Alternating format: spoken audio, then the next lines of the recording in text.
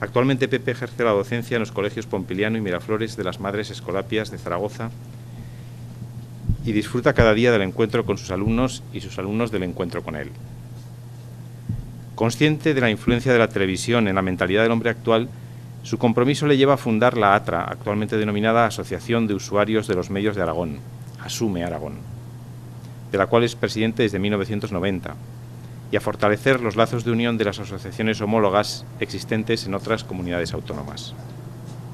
Desde esta plataforma pública ha desarrollado un intenso trabajo de investigación y participado en numerosos congresos y seminarios sobre el papel de la televisión, participado en mesas redondas y debates televisados, así como escrito artículos sobre la cuestión que son una referencia obligada para cualquier estudioso del fenómeno televisivo.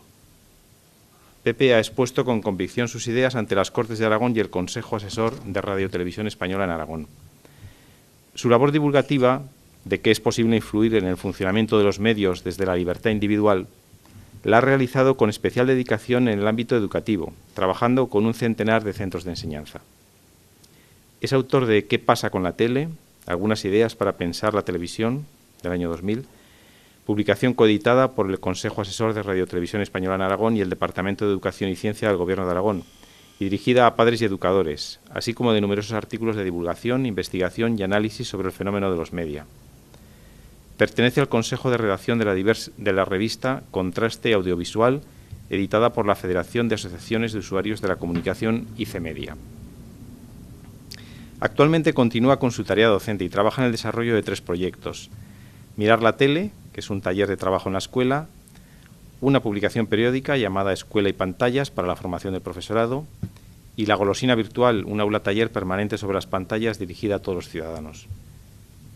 Pepe ha extendido su estudio a la influencia de las redes sociales, desde las que también comunica sus ideas diariamente a través del blog de ASUME, Medio Ambiente Simbólico, que también coordina y dirige. Pepe es miembro de Acción Social Católica, está casado con Elvira Samanes y es padre de 3 hijos. Cuando se sube mucho a la nube, Elvira le ayuda a contactar de nuevo con la tierra, no pudiéndose entender del todo a Pepe sin Elvira.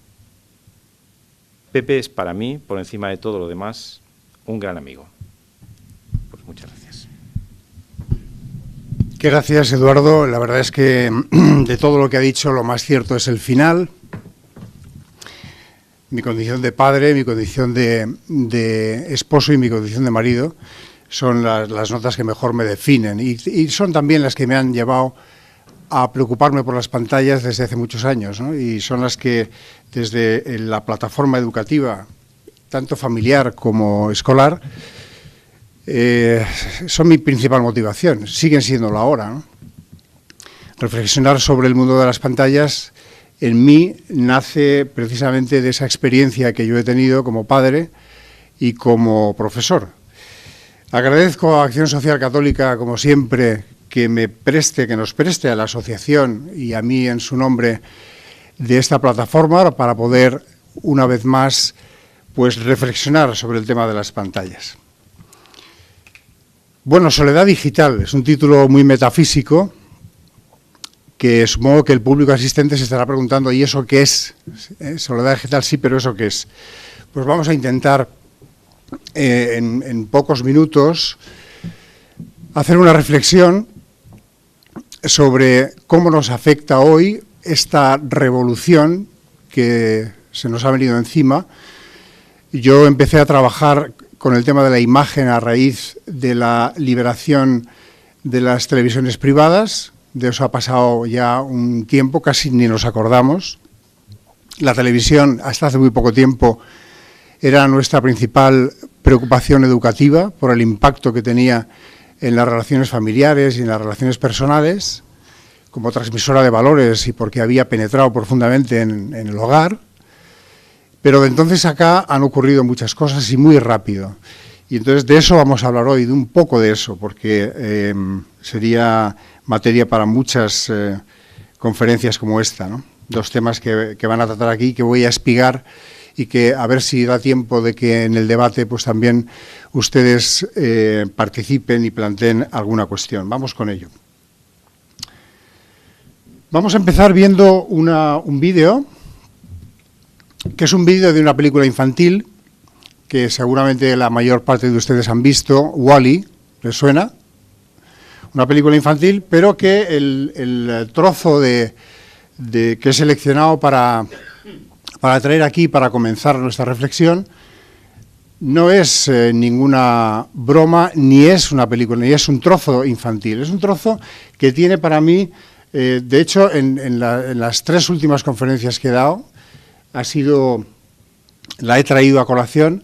En la última que tuve el gusto de exponer, constituía el final de mi exposición, y en este caso la he traído al principio. Vamos a verla y luego la comentamos.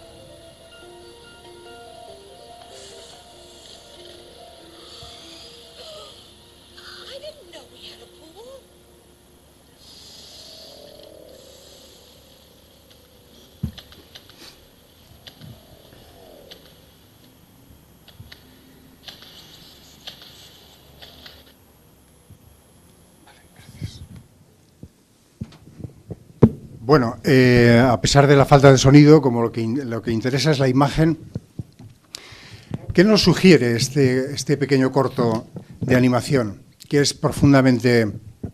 bueno, es una película del 2008 y lo primero que uno le asombra es que la mayor parte de las tecnologías que aparecen ahí, al menos las tecnologías audiovisuales, hoy están ya en el mercado y son perfectamente factibles. El guión de la película lo sitúa en el siglo XXII y cuenta una historia, independientemente del argumento, una humanidad que yo no sé cómo la calificarían ustedes, pero seguro que en primera instancia todos los personajes que aparecen ahí son felices porque han alcanzado un nivel de bienestar muy alto, viven en una situación en la que todas sus necesidades están cubiertas, viven en una conexión permanente, una conexión holográfica. Hay un plano estupendo en el que aparecen dos de los personajes que van por ese túnel y están hablando el uno con el otro, pero hablan no directamente, sino a través de una pantalla y un holograma que les comunica, ¿no? Es una comunicación permanente también con el exterior, en la que se les sugiere constantemente todo tipo de cosas, desde el color del vestido hasta lo que deben comer o lo que no deben comer. Los niños tienen educación. Es un parque temático. Es algo que muchas veces nosotros buscamos como seres humanos que somos también y que solemos confundir con la felicidad. Es un mundo tecnológico el que aparece dibujado en este corto extraordinario. Un mundo en el que la tecnología ha solucionado todos los problemas y los seres humanos aparecen con esa homogeneidad, incluso con ese detalle de ese cuerpo que al no ser ya necesario, pues se convierte en un cuerpo inútil, del que no, a base de no utilizarlo, ¿no? Yo no sé si solamente sería el cuerpo, sino también, a lo mejor, el cerebro de esa humanidad del siglo XXII que plantea la película también estaría en unas condiciones no muy entrenadas, ¿no? Por falta precisamente de entrenamiento. Y es que, así como nuestras tecnologías se convierten en extensión de nosotros mismos y nos permiten hablar más lejos, ver más lejos, llegar más lejos, más rápido, nosotros también nos convertimos al utilizarlas en extensiones de las tecnologías y de las pantallas. Las tecnologías nos abren posibilidades, pero también nos imponen limitaciones. Nos fortalecen y a la vez también nos debilitan. Muchas veces acaban, si no tenemos un poco de cuidado, por adormecernos y por adormecer cualquier parte del cuerpo que amplifican, incluido también nuestro cerebro. Nicholas Carr, que ha escrito un libro estupendo sobre los efectos de Internet, se llama Superficiales, tiene una frase que a mí me encanta para resumir esa idea, que es: cuanto más inteligente es el ordenador, más tonto puede terminar siendo el usuario. Por eso hay que poner atención en para qué, cómo y cuánto usamos las tecnologías. Si queremos ser libres en el uso, si queremos aprovecharlas al máximo, nunca debemos confundir bienestar con felicidad, eficacia con validez ética. No todo aquello que es eficaz, no todo aquello que produce, no todo aquello que es aparentemente o tecnológicamente perfecto, éticamente también lo es. Hace unos años, mi asociación, cuando nos preocupaba la televisión, publicamos un manual titulado, lo ha dicho Eduardo, Pensar la tele. Queríamos subrayar con ese título, con ese verbo pensar, la necesidad de afrontar el uso de la tecnología con el distanciamiento y la reflexión y la objetividad necesarias para poder dominarlas también. Para hacer que los consumidores de televisión entonces, y también ahora, luego hablaremos de eso, los consumidores hoy podríamos decir de las pantallas, nos convirtiéramos en usuarios libres en vez de en puros consumidores, que los dispositivos tecnológicos se pongan a nuestro servicio y no nosotros acabemos poniéndonos al suyo. Las llamadas nuevas tecnologías tienen tres rasgos comunes que las caracterizan y que me interesa hoy aquí subrayar. Son fáciles de utilizar, por un lado, y no es una característica pequeña, es muy importante. Son difíciles de analizar y dominar. Todas necesitan pensarse y si no nos distanciamos de ella con ese distanciamiento crítico y con el pensamiento y la reflexión previa, pueden acabar impidiendo que nosotros pensemos. Vamos a hablar de nuevas tecnologías, de pantallas. Vamos a intentar pensarlas un poco en esta charla de hoy.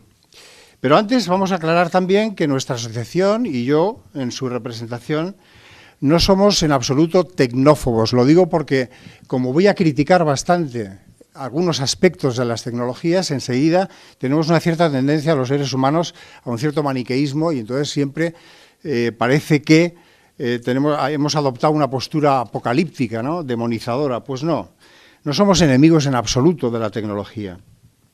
Tampoco éramos enemigos de la televisión, ni lo somos ahora, ¿no?, que fue la que justificó el nacimiento de la asociación.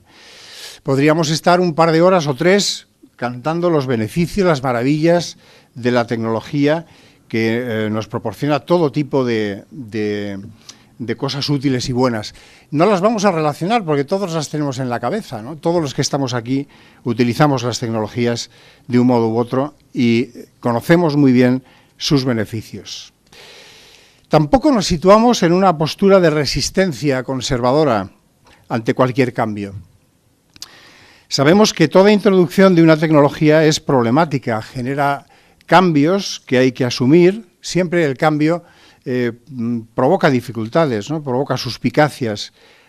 Hay que abandonar una tecnología anterior y hay que meterse en una nueva tecnología. Este vídeo que vamos a ver ahora, que quizá conozcan, lo explica muy bien. Vamos a ver si podemos poner otra vez el micro, pero bueno, da igual.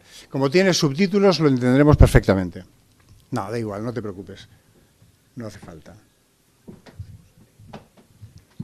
Gracias.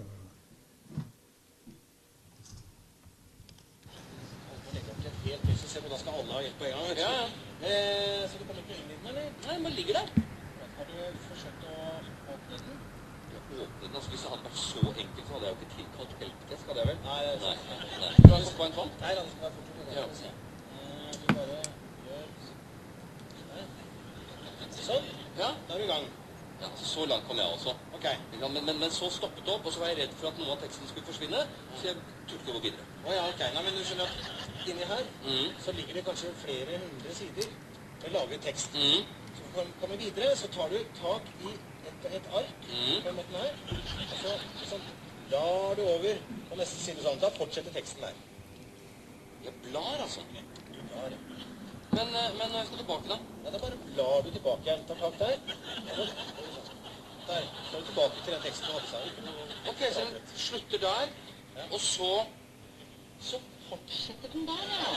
Ok, men når jeg skal avslutte dagen, hva gjør jeg da? Da bare slår du sammen permene. Ja? På den måten der. Sånn. Da er lukket der, ligger alt lagret inni der. Altså, jeg risikerer ikke å miste noe av teksten her nå? Ja, alt ligger lagret inni her nå. Ja. Da må du i tilfelle sette fyr på hele greia. Det er kanskje litt sannsynlig. Ja, ok. Nei, for det er noe med det at liksom, når du har holdt på med skriftruller, ja, så tar det litt grann tid å konvertere til å bla i en bøk. Ja. Whatever. Ja, men du, en til før du går. Jeg skal bare gå gjennom en gang til. Altså, jeg åpner sånn, og så, hva du kaller det? Blar. Jeg blar. Blar frem og tilbake. Og når jeg er ferdig, så bare lukker jeg den. Flott. Kjempefint. Ja, men du, vent. Ikke sant? Nå er det sånn igjen, nå får jeg ikke åpnet den. Du er på feil side. Du åpner fra andre siden. Så det er ikke likegyldig, det, altså? Åpner fra den siden der. Sånn. Der. Der nå. Ja vel. Har du lest manualen, eller? Manualen? Jeg skal følge med som manualen som brukerveiledning. Åja, den, ja. Ja, men ikke sant, der har du samme problemet. Får ikke opp.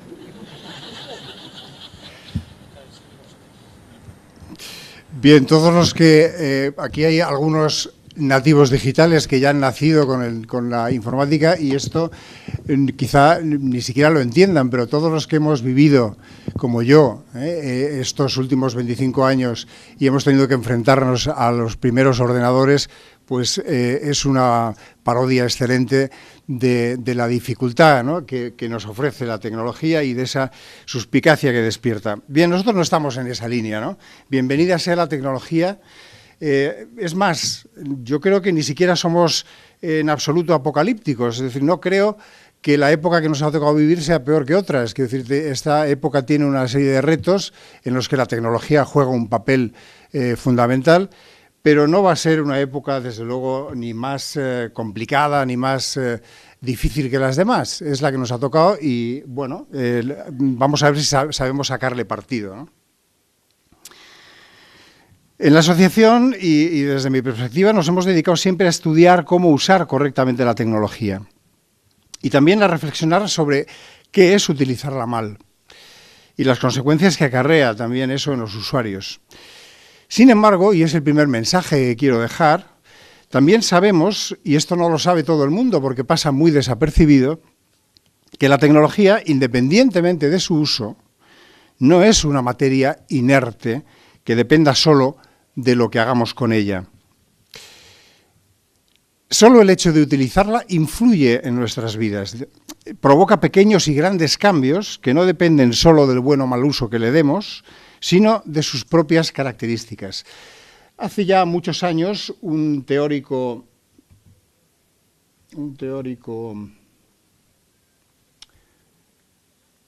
a ver si puedo pasar esto. Un teórico que era McLuhan, un visionario, un tío muy listo, lo decía de esta manera, ¿no? Todos los medios nos vapulean minuciosamente. Son tan penetrantes en sus consecuencias que no dejan parte alguna de nuestra persona intacta, inalterada, sin modificar. El medio es el mensaje y el masaje, decía. Ninguna comprensión de un cambio social y cultural es posible cuando no se conoce la manera en que los medios funcionan como ambientes, como medioambientes. Por eso le hemos puesto ese nombre a nuestro blog, ese medioambiente simbólico en el que nos ha tocado vivir, que es una especie de medioambiente que, bueno, en el que está en juego nuestro equilibrio ecológico, emocional, por así decirlo, ¿no?, relacional, familiar.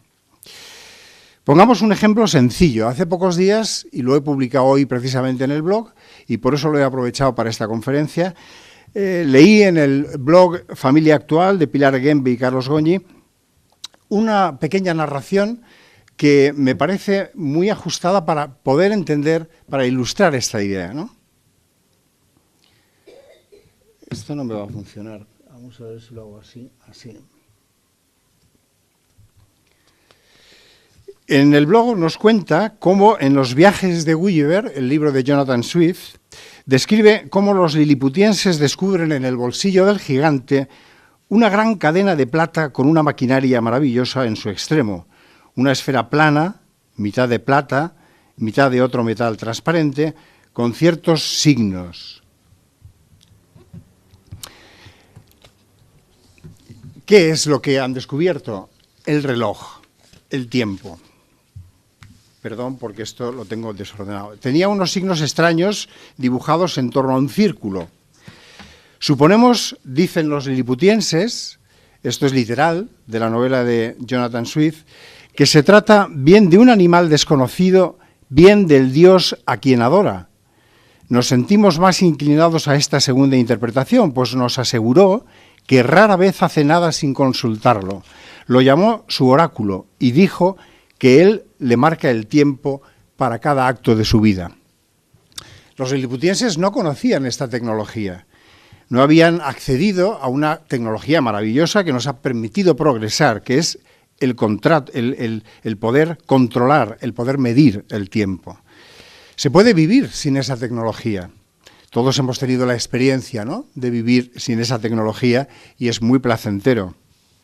Una tecnología que ordena la vida humana, haciéndola más eficaz, más rápida, más rentable, más encaminada al progreso. Pero también es una tecnología, es una máquina que nos impide perder el tiempo porque desde su invención no tenemos tiempo que perder. Una tecnología que al hacernos dueños de nuestro tiempo nos esclaviza también a él. Dicen los autores del blog, Gulliver no es dueño de su tiempo porque se lo ha entregado a ese mecanismo que él mismo ha inventado y que ahora manda sobre su vida. Justamente por querer ser dueño del tiempo, se ha convertido en su esclavo. El tiempo también existía en aquel país diminuto, el sol salía por las mañanas, en fin, transcurría la vida biológica de aquellas gentes, pero no lo habían metido en un cofre de plata, no lo habían convertido en oro. Cada día amanecía, cada día anochecía, pero el tiempo no se contaba, sino que se vivía. También, aunque parezca mentira, se puede vivir sin teléfonos móviles, sin televisión, sin internet. Se puede vivir sin pantallas. Y quizá también entonces las cosas y las personas, además de verse en el cristal líquido, también se vivan.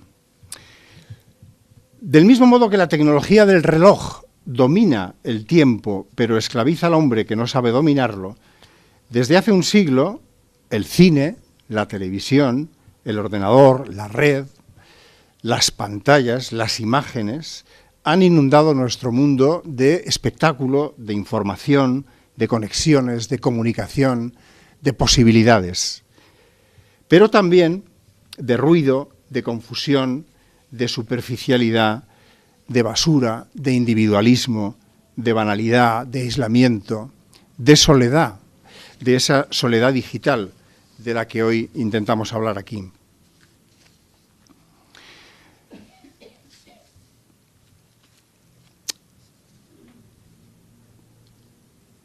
Los que utilizamos relojes no somos conscientes de que esto es así, hasta que nos los quitamos, por ejemplo, en verano, y llegan las vacaciones, y entonces decimos, qué bien se vive sin tiempo. También yo conozco mucha gente que vive sin televisión, no, mucha no, muy poca que vive sin televisión. Poquísima, pero los hay que no tienen televisión en casa.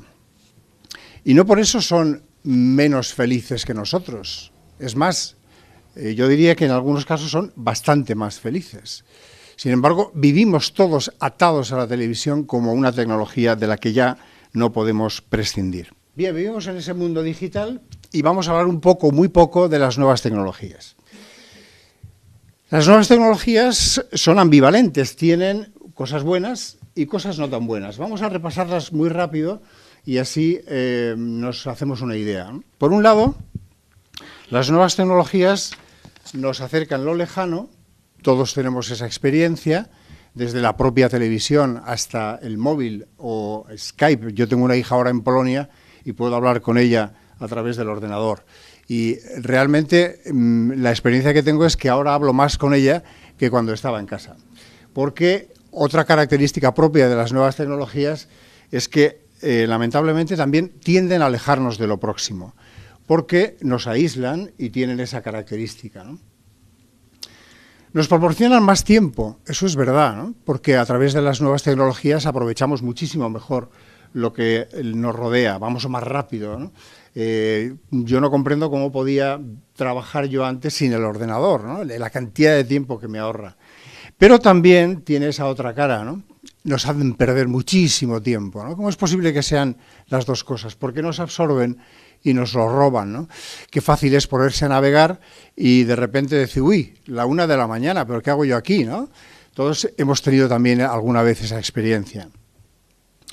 Por un lado, nos proporcionan una información ilimitada. Tenemos acceso hoy, y no hace falta mucho más comentario, a todo, ¿no? Internet lo es todo, aunque eso también es discutible, ¿no? Pero por otro lado, también nos llenan de sobreinformación inútil. No sabemos qué hacer con toda esa información. Una tal cantidad de información que lo que nos provoca al final es que no accedamos al conocimiento, ¿no? Porque una cosa es poder acceder a la información y otra cosa es que la información sea tanta que al final acabemos por no saber qué hacer con ella, ¿no? Se habla incluso del síndrome de Diógenes de la información, ¿no? De la cantidad enorme de basura que se nos puede acumular. Nos liberan de intermediarios, eso es una gozada, ¿no? Porque hemos accedido a un mundo en el que ya no necesitamos a lo mejor pues de los periodistas, de los intermediarios que nos expliquen el mundo, porque podemos ser testigos de lo que pasa, podemos conectar y ser nosotros mismos los que vivamos en directo la experiencia de lo que ocurre. Pero eso tiene también otra cara peligrosísima, y es, primero, que necesitamos de los intermediarios para que nos expliquen el mundo. Hoy, más que nunca, yo estoy convencido de que si alguna vez han sido necesarios los periodistas, que están desaparecidos, todo se ha dicho de paso, es hoy, porque hoy necesitamos más que nunca a alguien que nos explique lo que está pasando. Y para eso hay que ser un profesional, y un profesional de fiar, ¿no? Y de rigor. Y además, el hecho de que nosotros podamos hacer nuestro propio menú informativo a través de la red, pues lo que provoca en última instancia, o puede provocarlo, si no tenemos cuidado, es que reafirmemos constantemente nuestros prejuicios, que solo queramos ver aquello que está de acuerdo con nuestra manera de ver la vida, ¿no? Tienen más características. Las nuevas tecnologías, o a través suyo, nos informamos al momento de todo lo que ocurre. Pero también nos olvidamos al momento de aquello que acabamos de conocer.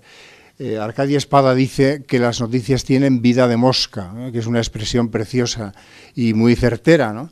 Porque no hay acontecimiento que recordemos porque inmediatamente es tapado por el siguiente acontecimiento. Y eso no es nada bueno, porque nos hace vivir en un presente continuo en el que no podemos dejar un pozo para la reflexión. Aumentan la pluralidad de la oferta, ¿eh? Tenemos ahora muchas televisiones digitales, ¿no? Discutible sería si lo que hay en ellas es también variado, ¿no? Pero es verdad, ¿eh? Hoy podemos acceder, si queremos, a cualquier televisión del mundo a través de la red, a cualquier información, a cualquier periódico, a cualquier oferta de entretenimiento o de información. Pero también ha aumentado muchísimo, y es una tendencia al alza y que irá increciendo, la concentración de los medios, porque detrás de esa aparente variedad están los mismos perros con distintos collares. Es un vehículo extraordinario para nuestro pensamiento. Yo tengo un blog, la asociación a través del blog se expresa, mis alumnos escriben también sus propios blogs, hay una posibilidad que nunca ha habido antes para poder expresarnos y comunicarnos los unos con los otros. Pero también es el mundo de la superficialidad, de la distracción, del pensamiento débil, porque esa rapidez que tiene el mundo de la nueva tecnología también impide el pozo y la reflexión. Hay más libertad. Las opciones, el que haya más opciones, el que haya esa posibilidad de ser nosotros mismos los dueños de nuestro destino a través de la red, pues aumenta la libertad. Pero también aparecen con la red nuevas formas de dependencia, desde la propia esclavitud que provocan las nuevas tecnologías que se están introduciendo ya en algunas consultas de psicólogos, como las drogas sin sustancia, ¿no? Se les llama, una adicción que provoca la propia pantalla, ¿no? Desde eso hasta, desde el punto de vista mucho más público y notorio, esa aparente mayor democracia que puede producir la red a través de la participación ciudadana, también es vehículo, o puede serlo, de un mayor control y de una mayor opresión. ¿Por qué? Pues porque desde el dejar una huella con cada clic que hacemos en el ordenador, nuestro perfil se va dibujando y se va guardando en el servidor que utilizamos, y eso puede ser utilizado también por los propios gobiernos. En un gobierno democrático, cuando las leyes consigan alcanzar a las nuevas tecnologías que van mucho más rápido que ellas, pues se podrá regular, pero en los gobiernos no democráticos, pensemos por ejemplo en China o en cualquier otro, en los países árabes por ejemplo, pues Internet, lejos de ser una vía de escape, es también una vía de más control. Como ven, las las paradojas, la ambivalencia de las nuevas tecnologías es enorme, ¿no? ¿Cuál es el mundo en el que esas nuevas tecnologías han llegado? Y también preguntarnos cuáles son... ¿Tiene que ver algo las nuevas tecnologías en este nuevo mundo que nos ha tocado vivir? Voy a hacer también un retrato, ya anuncio que quizá un poco apocalíptico, pero es un retrato que he cogido de un sociólogo francés que se llama Lipovetsky, que yo no estoy de acuerdo con él en casi nada, pero sin embargo me parece que tiene una agudeza espectacular a la hora de retratar con una fijeza muy grande cómo están las cosas. Hagamos un repaso de cómo está el mundo contemporáneo, de cómo es sociológicamente, de cuáles son sus características y preguntémonos después si las nuevas tecnologías tienen algo que ver, no en el origen quizá, pero sí como un refuerzo y como una potenciación aún mayor de las características de ese mundo. Es la posmodernidad lo que Lipovetsky retrata.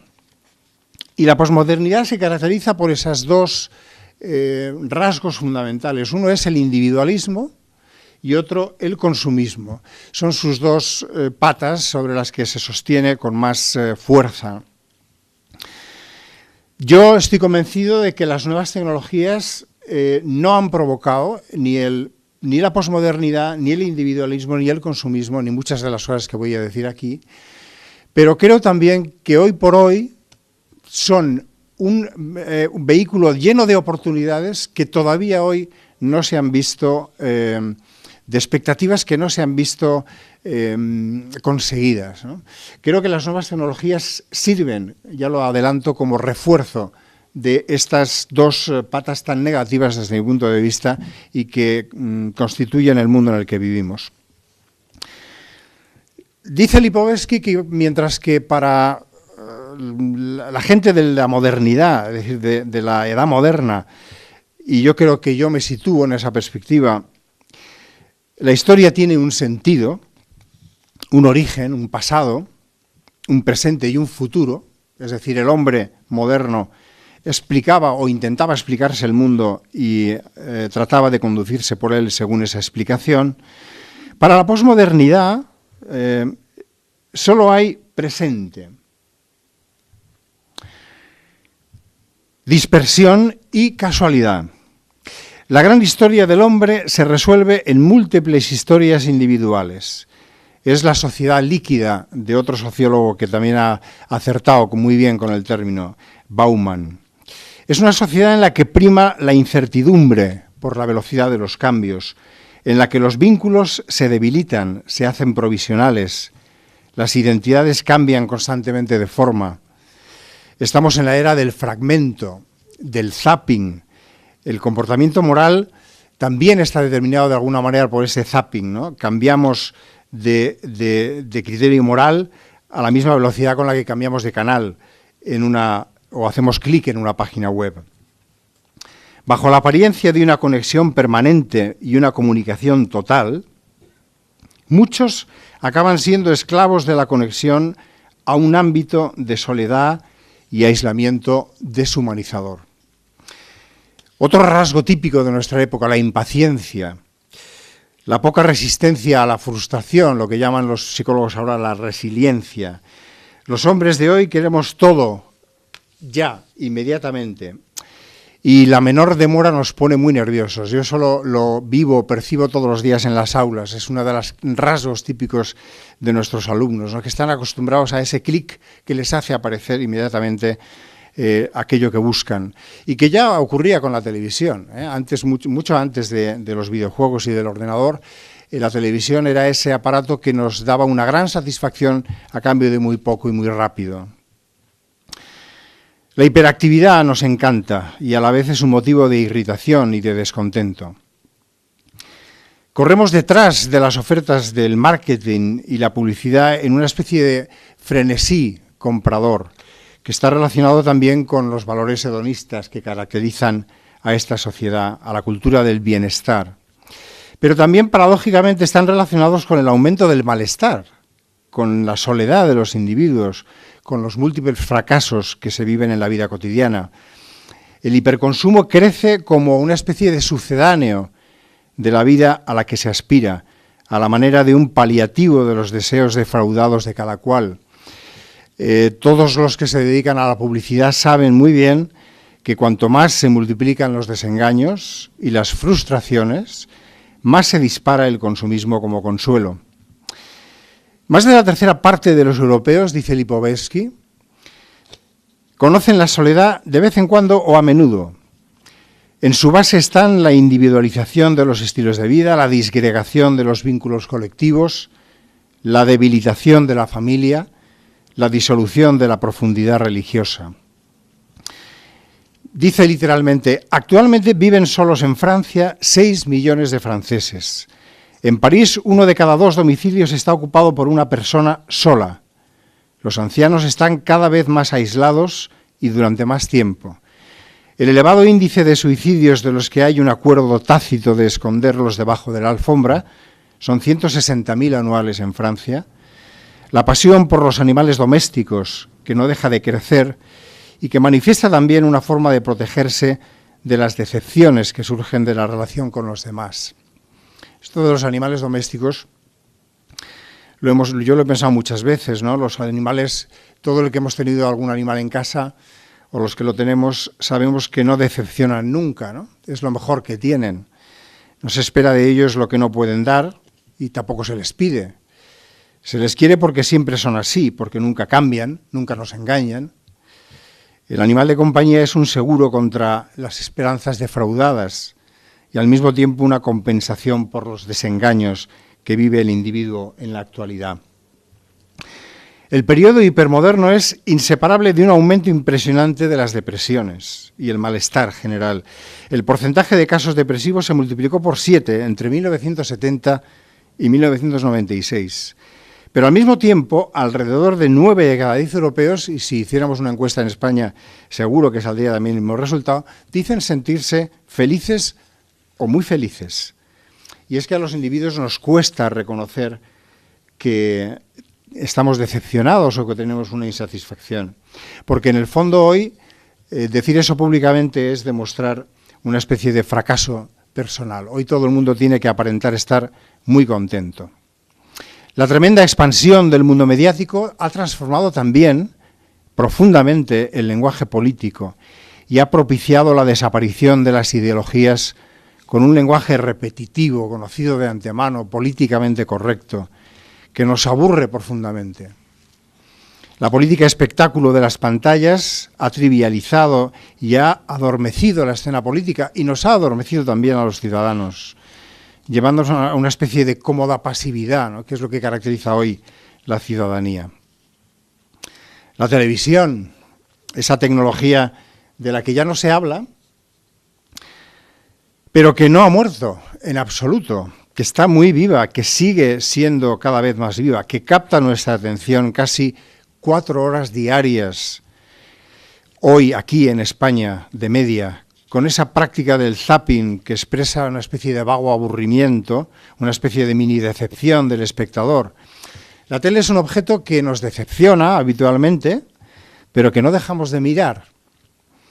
Estamos en contacto con ella incluso cuando no esperamos que nos gratifique con gran cosa. En 2010, 3.500.000 españoles se pasaron 10 horas al día viendo la televisión. Es evidente que hubo muchos que no la vieron y que probablemente esta franja la llene una franja de edad de gente mayor. Cosa que desde la asociación siempre hemos criticado con mucha energía, ¿no? Porque se supone que la gente mayor en la sociedad de las pantallas ya no tiene otra cosa que hacer más que ver la televisión. Y no hay mentira más profunda que esa, ¿no? Porque eso lleva a una especie de pez que se muerde la cola, ¿no? Y efectivamente al final ya no hacen otra cosa que ver la televisión. Cada español en 2010 la consumió 3 horas y 47 minutos. El mes pasado se volvió a batir el récord y ya se pasó en algunas regiones españolas de las 4 horas. En diciembre de ese año, una media de 4 horas y 6 minutos por español y día. En enero de 2011, el mes de mayor consumo de la historia, hasta ese momento, 309 minutos de consumo. Y la cifra media más alta desde que se miden las audiencias, 4 horas 14 minutos. Casi la mitad de los españoles vieron la televisión solos. La tele está ahí, ha sido desplazada aparentemente en la inquietud social por las nuevas pantallas, pero no deja de ser una tecnología que sigue produciendo un efecto social del que hablábamos al principio muy importante, ¿no? Y que no hay que dejar fuera en absoluto de la reflexión una y otra vez. Y hay que plantearse en la familia una y otra vez su uso y su consumo. Pero además de la televisión, hay muchas más cosas, ¿no? El 70% de los hogares españoles, y esto ya son estadísticas actuales, tienen ordenador, y es una cifra que crece. El 60% tiene ya conexión a Internet. Casi la mitad de los españoles está en alguna red social, lo cual quiere decir que esto no se dice nunca, pero hay otra mitad que no está, ¿no? Y es un dato que también hay que dar. 1 de cada 3 menores de 11 años tiene móvil y el 90% de los menores a partir de los 15 años ya lo tiene. Somos el país de Europa con más smartphones. Los smartphones, los teléfonos inteligentes con conexión a Internet, llevan casi, podríamos decir, unos meses en el mercado. Y, sin embargo, estamos ya en un 33% de usuarios que lo poseen y crece a toda velocidad esa cifra. Pero es curioso que seamos el país de Europa que está a la cabeza de ese consumo, ¿no? El 60% de los menores ve la televisión, navega o juega solo, porque tienen televisión en su cuarto, porque tienen el ordenador en su cuarto, porque el dormitorio de los adolescentes de hoy ha dejado de ser territorio familiar, se ha convertido en un territorio individual. 10 horas y 45 minutos diarios de pantallas es lo que en Estados Unidos la Kaiser Family Foundation se dedica anualmente a medir la cantidad de exposición de los menores norteamericanos entre los 8 y los 18 años, hacer un estudio anual. Y el último estudio que hicieron, que fue el de este año ya, el de 2012, lo situaron en esa asombrosa cifra de 10 horas y 45 minutos diarios de pantallas, contando evidentemente el móvil con su pantalla, el ordenador, la televisión. Se puede decir que son 24 horas, 7 días a la semana, que es la conexión absoluta y total, ¿no? Es lo que hace mi hija, ¿no? Con lo que hacía, y supongo que seguirá haciendo en Polonia, ¿no? El último acto cotidiano de mi hija es apagar la BlackBerry, ¿no? Se acuesta, tiene la luz encendida, a veces lee, pero siempre lo último que hace es mirar la pantalla, ¿no? Contestar con el WhatsApp y ya cuando el sueño la vence, la deja en la cama y acaba en el suelo. Por la mañana, su primer gesto, antes de poner el pie en el suelo, es recoger la BlackBerry y ver si ha habido algún mensaje en esas 8 horas de sueño, ¿no? Si no tuviéramos que dormir, estaríamos todo el día, esas 24 horas sobre 7. Este es el mundo que nos ha tocado vivir, ¿no? Esta es la realidad. Yo creo que no es una exageración, en absoluto. Las cosas son así y van a ser más así cada vez. ¿Qué hacemos, ¿no? ¿Qué provoca esto en nuestra existencia? Porque vivimos y si no nos paramos de vez en cuando y pensamos, reflexionamos y nos distanciamos, pues se nos come, ¿no?, la propia vida. Sherry Turkle, que es una norteamericana, que es la que ha motivado esta conferencia, vamos a decir un pequeño secreto, porque esta conferencia nace de que mi amigo Eduardo leyó una de los posts del blog en el que yo hablaba de esta mujer y de este libro que ha publicado, que todavía no ha sido traducido al español. Juntos y solos se titula. ¿Por qué esperamos más de la tecnología y menos los unos de los otros? Sherry Turkle es una especie de gurú del ciberoptimismo, ¿no? Hace 20 años publicó un libro en el que estaba hipnotizada por las promesas de Internet y por todo lo que Internet podía producir. Estaba recién nacido y contaba en aquel libro y cantaba las excelencias de la conexión total. 20 años después, y sobre todo viendo la encarnación y las consecuencias de esa inmersión total en la tecnología de su propia hija, ha escrito un libro titulado de esta manera, que va en una línea muy distinta. Hace 20 años, nos dice, encandilada por las enormes posibilidades de la tecnología y su capacidad de conexión, no fui capaz de ver que nuestra vida real se vería truncada por nuestra existencia digital. Creía que entraríamos en Internet y lo que aprenderíamos dentro nos ayudaría a mejorar nuestra vida fuera, que nuestras experiencias digitales enriquecerían nuestra vida real, pero siempre entrando y saliendo de ella. No entendí que el futuro consistiría en vivir constantemente en simbiosis con un ordenador encendido, el móvil. Nuestro uso compulsivo sigue después de los teléfonos móviles y de los ordenadores personales, responde a nuestra incapacidad de estar solos. Esos teléfonos que tenemos en nuestros bolsillos cambian nuestras mentes y nuestros corazones porque nos ofrecen 3 fantasías muy gratificantes. Podemos tener atención constante, siempre va a haber un foro en el que ser escuchado y nunca tendremos que estar solos. Estamos juntos, conectados y estamos solos. Como dice Turkel en el subtítulo de su libro, cada vez esperamos más de la tecnología y menos de los humanos, menos de los demás. Nuestras conexiones digitales nos dan la sensación de estar en compañía sin tener que someternos a las exigencias de la amistad. Esto es uno de los grandes riesgos del concepto de amistad que estos nativos digitales están aprendiendo ahora en el ordenador, ¿no? En Facebook. Pasa un poco como con las mascotas que decíamos antes, ¿no? Sobre todo alimentamos relaciones que podemos controlar, las digitales. Alimentamos relaciones que conllevan menos riesgos, amor, amistad, trabajo.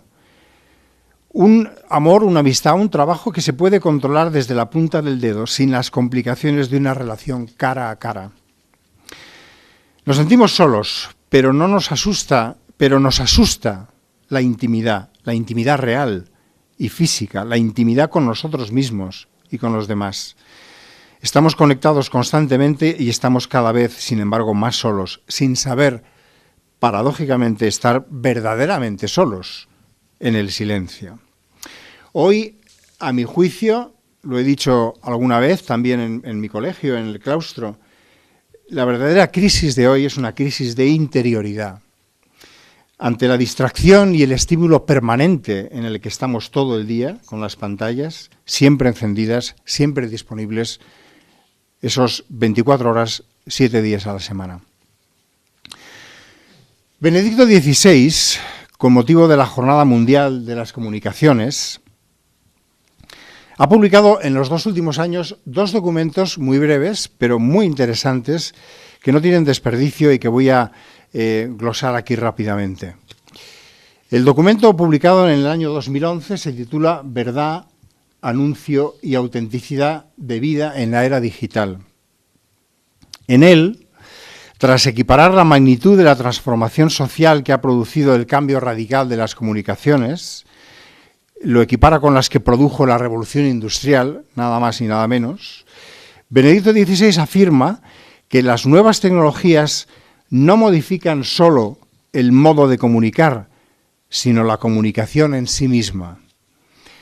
Nos hallamos, dice, ante una vasta transformación cultural, un nuevo modo de aprender y de pensar, ante nuevas oportunidades para establecer relaciones y construir lazos de comunión.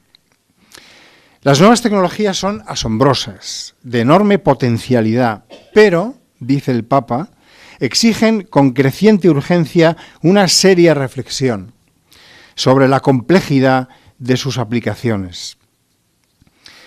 Y al hilo de esos límites que establece, se hace una serie de preguntas que para mí son muy interesantes. Primero, la primera pregunta es a la verdad de las relaciones de la red social. Dice, ¿quién es mi prójimo?, se pregunta el Papa, en este nuevo mundo digital.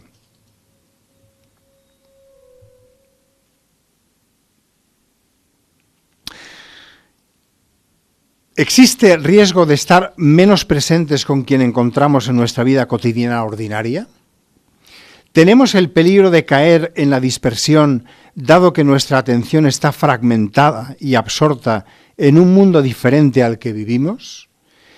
¿Dedicamos tiempo, nos pregunta, a reflexionar críticamente sobre nuestras decisiones y a alimentar relaciones humanas que sean realmente profundas y duraderas? Es importante recordar que siempre, o mejor dicho, es importante recordar siempre que el contacto virtual no puede y no debe sustituir el contacto humano directo en todos los aspectos de nuestra vida.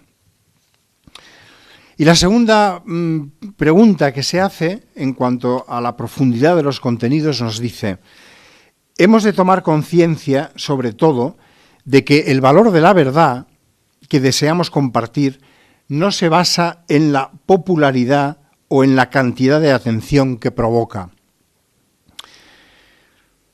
No puede ser objeto de consumo ni de disfrute superficial. Y finalmente el Papa insiste en que hay que evitar a toda costa que el desarrollo de nuevas y más complejas formas de conciencia intelectual y espiritual, de comprensión común, que propicie la red y que es expresión de un anhelo muy profundo y masivo de relación que hay en todo ser humano, hay que evitar a toda costa, dice, que se convierta en un instrumento que reduce las personas a categorías, que intenta manipularlas emotivamente o que permite a los poderosos monopolizar las opiniones de los demás. Un sorprendente conocimiento, ¿no?, de lo que está pasando, a mi juicio, hoy. En el documento titulado Silencio y Palabra, Camino de Evangelización, que es el de este año, el de la misma jornada de comunicaciones, nos dice, el silencio y la palabra, dos momentos de la comunicación que deben equilibrarse, alternarse e integrarse para obtener un auténtico diálogo y una profunda cercanía entre las personas. Cuando palabra y silencio se excluyen, dice el Papa, la comunicación se deteriora. Sin embargo, cuando se integran recíprocamente, la comunicación adquiere valor y significado. Tras describir el silencio de una manera muy bella en el documento, muy bonita y muy precisa también, como un camino imprescindible para el diálogo verdaderamente humano, añade, allí donde los mensajes y la información son abundantes, el silencio se hace esencial para discernir lo que es importante de lo que es inútil y superficial. Por eso es necesario crear un ambiente propicio, casi una especie de ecosistema que sepa equilibrar silencio, palabra, imágenes y sonidos. Y finalmente, dice, en nuestros días la red se está transformando cada vez más en el lugar de las preguntas y de las respuestas.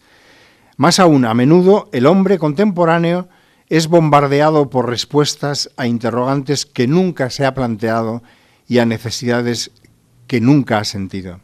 El silencio es precioso para favorecer el necesario discernimiento entre los numerosos estímulos y respuestas que recibimos para reconocer e identificar a sí mismo las preguntas verdaderamente importantes. Palabra y silencio. Aprender a comunicar quiere decir aprender a escuchar, a contemplar, además de hablar. Y el silencio es desconexión, búsqueda de espacios en los que encontrarnos con nosotros mismos, sin necesidad de la distracción permanente e hipnótica de la conexión digital. Es curioso que dos personas tan distintas como Sherry Turkle y Benedicto XVI, en dos ámbitos completamente distintos, lleguen a una misma conclusión. El Papa percibe claramente ese individuo solo, aislado, ensimismado, desorientado, contemplándose en el espejo de las pantallas. Sin embargo, los que salen en la pantalla son personas, a pesar de que muchas veces interpreten personajes.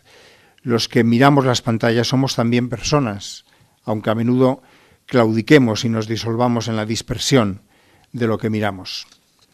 Silencio, palabra, verdad, vida auténtica, interioridad.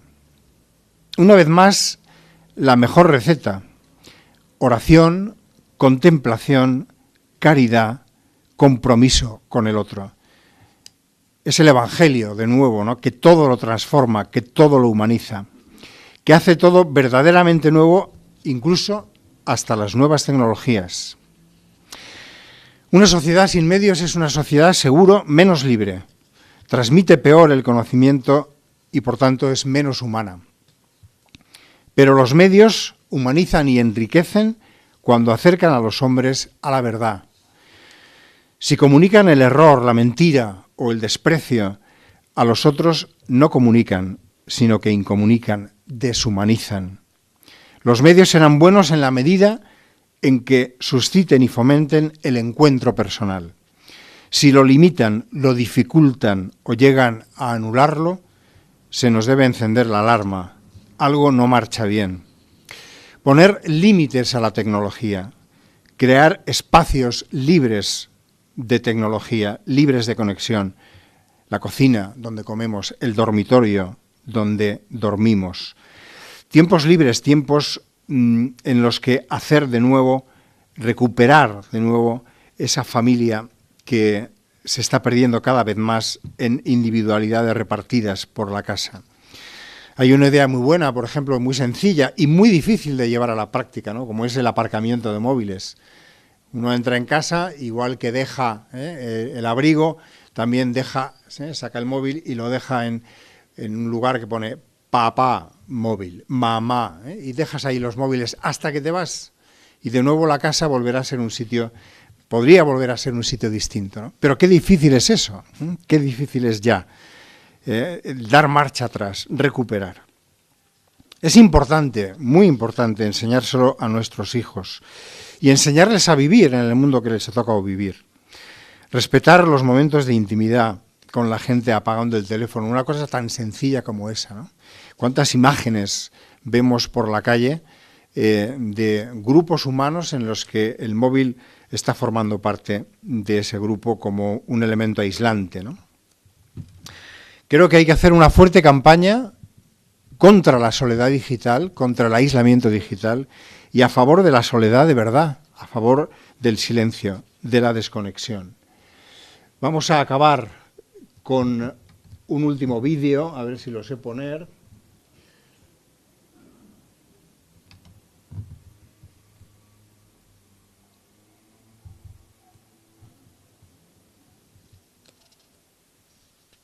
Esto tiene una musiquilla, pero tampoco hace falta que lo oigamos, ¿no?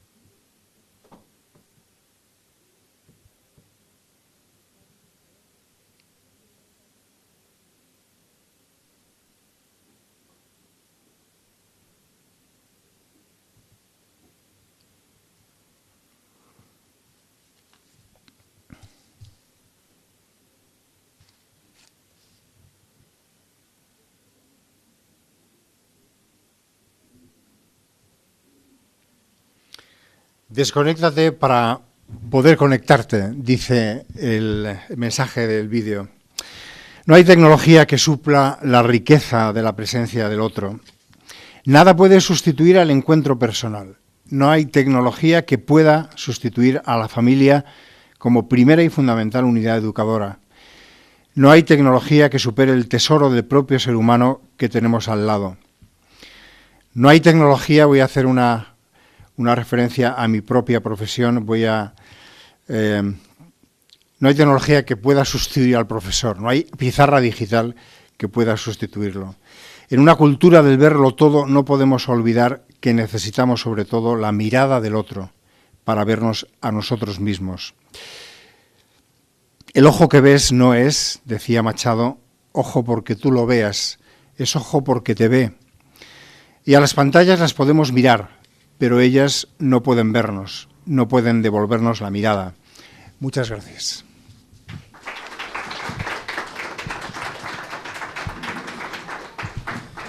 Bueno, gracias, Pepe, por esta reflexión, esta conferencia tan rica y tan profunda, ¿no? Y a la vez tan valiente en algunas de los planteamientos que has formulado. Bueno, si les parece, podríamos dar paso a un pequeño debate y a las preguntas que ustedes tengan, y el conferenciante, pues con mucho gusto las contestará.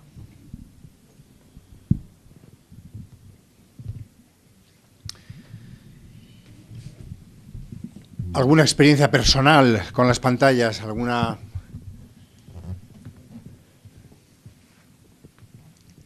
sido muy apocalíptico? ¿Las cosas están así? ¿Están mejor?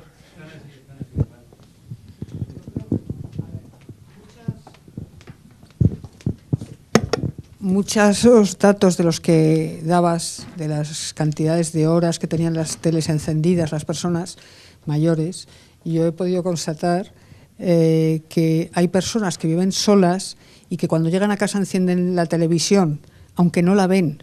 O sea, no es cierto que estén viendo la televisión. A lo mejor la tienen para tener sensación de que tienen a alguien en casa, y a lo mejor hablan por teléfono y no están viendo la televisión, o están cocinando, pero tienen la televisión de ruido de fondo, y es un poco lo que apuntabas tú como soledad, pero es soledad real.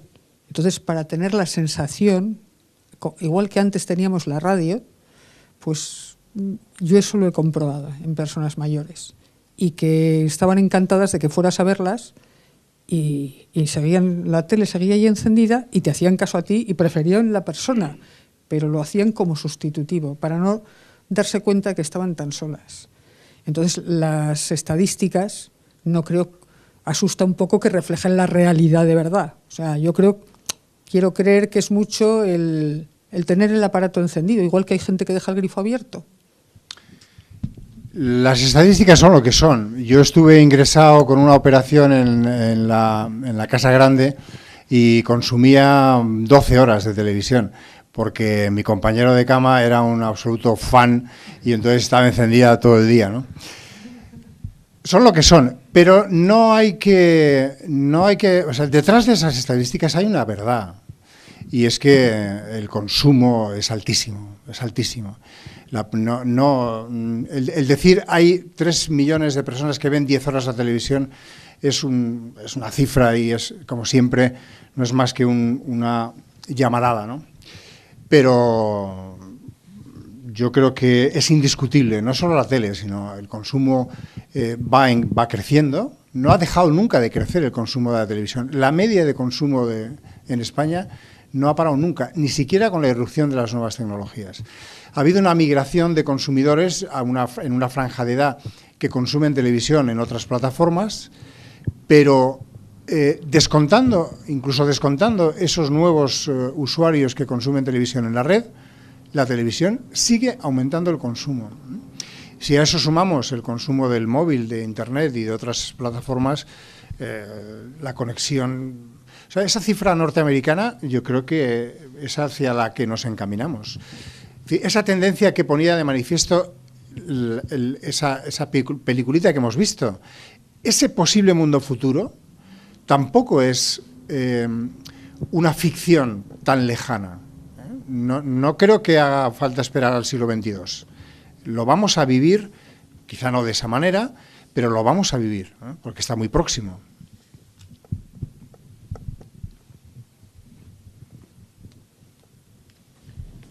permites, Pepe, yo te quería plantear un tema sobre la verdad que has comentado en la red, ¿no? Yo me comentaba algún experto en esto de las redes sociales que, claro, a las empresas se las valora pues por la cantidad de apoyos que reciben en la red, por la cantidad de visitas que recibe su página web, etcétera. Pues apareces la primera cuando buscas determinadas palabras clave, o apareces la tercera en función de las veces que te consultan y que se meten en tu web. Pero todo eso al final se puede comprar. Incluso los seguidores que tiene un determinado articulista se puede comprar. O sea que por unos pocos euros, no muchos, compras seguidores y fabricas identidades falsas en la red, ¿no? Lo cual empieza ya a asustar, ¿no? Porque decir, bueno, realmente, ¿qué es lo que hay detrás? Y se han dado casos de gente que ha tenido incluso problemas incluso legales, ¿no? Con los tribunales judiciales, ¿no? Pues porque ha tenido una serie de denuncias en la red que luego se ha demostrado que eran falsas. Ha pasado muy poco tiempo, estamos todavía muy próximos. La red en el mundo empresarial, igual que en el mundo de la comunicación, igual que en el mundo de la prensa, estamos todos un poco a la expectativa. No sabemos lo que va a ocurrir y todavía no entendemos el propio mercado. Las expectativas son enormes, las empresas están ojo a visor, ha habido experiencias muy positivas, comercialmente hablando, del uso de la red, ha habido otras muy negativas que no han dado ningún resultado. No olvidemos, de todas maneras, a la hora de reflexionar sobre esto, no perdamos el norte y el sentido común. Primero, que Internet no es un conglomerado de gente anónima. Internet funciona porque hay una serie de empresas que nos proporcionan ese servicio. Son los servidores. Los servidores ganan dinero con esto. Las redes sociales ganan dinero con esto. No son ONGs que nos permiten comunicarnos a través de Facebook o Twenty, sino que son empresas fundadas para ganar dinero y ganan muchísimo dinero. A ellos les interesa que estemos allí, porque el estar allí es como antes en la televisión, ¿no? A los programadores les interesaba que estuvieran los espectadores delante de la pantalla, porque de ahí obtenían su propio beneficio, de las agencias de publicidad. Hoy por hoy la red es lo mismo, se alimenta básicamente de publicidad, y las grandes corporaciones como el buscador Google o cualquier otro buscador, Facebook, Twenty, etcétera, viven de la publicidad y de los usuarios que esa empresa garantiza a los que ponen ahí sus anuncios. ¿Qué quiero decir con esto? Que no es inocente nada de lo que ocurre. Eso no es ni malo ni bueno, simplemente es así. La anécdota que contabas pues es una más, efectivamente, ¿no? Se pueden falsear fácilmente los datos de clics, de visitas que puede haber en una web, pues de muchas maneras, ¿no?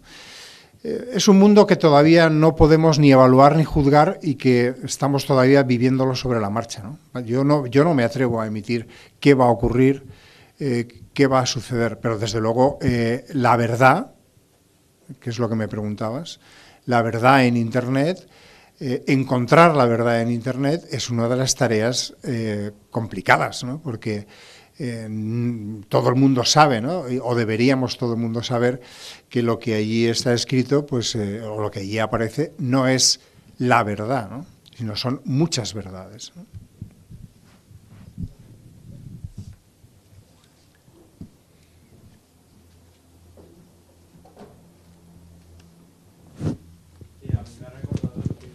Te van a dar un micro.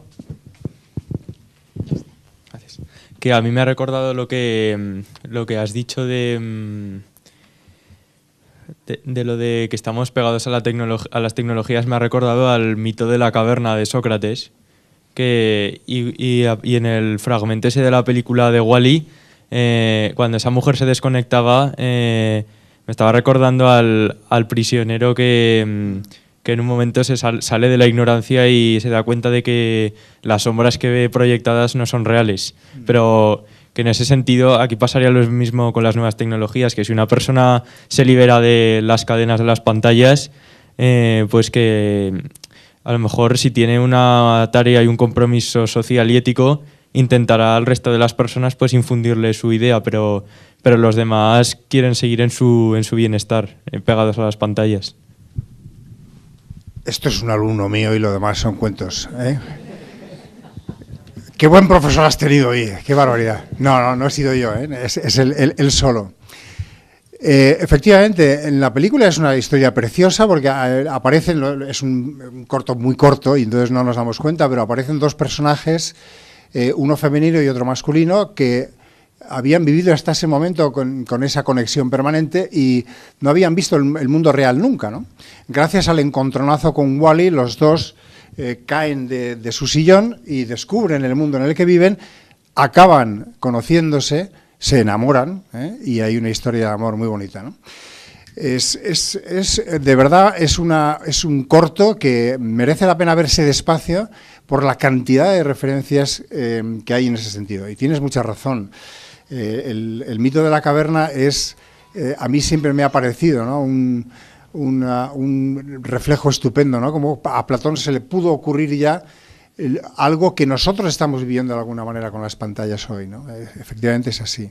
Y como has dicho muy bien, ¿no?, solamente despertar, comprometerse, salir, vivir, ¿no?, mirar a los otros, es lo que nos va a permitir realmente utilizar bien la tecnología, ¿no?, porque es tremendamente útil y eficaz.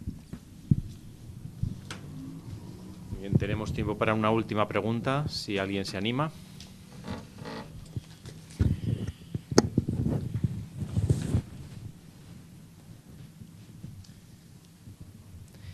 Bueno, pues nada, damos por cerrada la conferencia sobre la soledad digital, que constituía la primera de las conferencias del ciclo Doctrina Social de la Iglesia, que de aquí al 3 de diciembre, cada lunes, va a haber en esta sede de Acción Social Católica de Zaragoza, y les anuncio que la próxima será el día próximo 5 de noviembre, con el título Una Comunidad Europea de Solidaridad y Responsabilidad, a cargo de don Fernando Fuentes.